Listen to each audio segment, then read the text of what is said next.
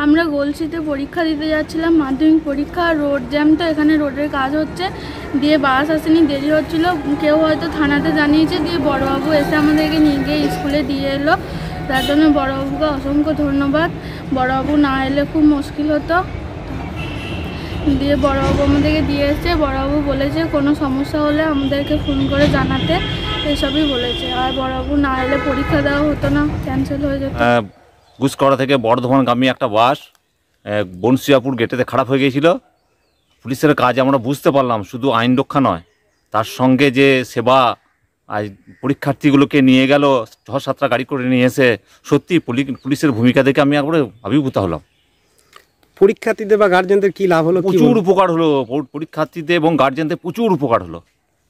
যে কি করে যে পৌঁছাবে ওরাও টেনশনের মধ্যে ছিল।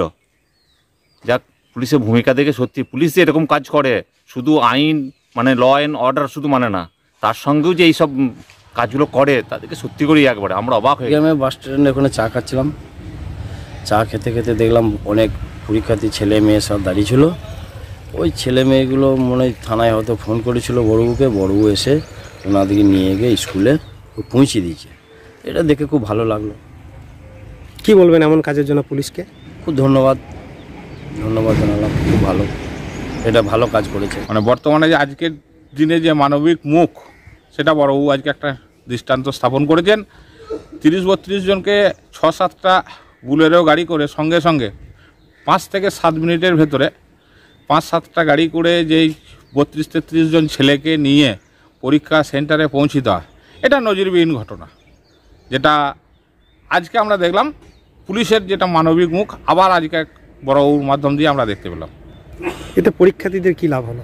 ওরা সম্পূর্ণ মানে যেটা আতঙ্কিত হয়েছিল এখানে দাঁড়িয়ে থেকে, আমরা এলাকার মানুষ প্লাস ভিপি সবাই থেকে আশ্বস্ত করে যে বড়বাবু আসছেন, বড়বাবু তোমাদেরকে নির্দিষ্ট সময়েই পরীক্ষা সেন্টারে পৌঁছে দেবে।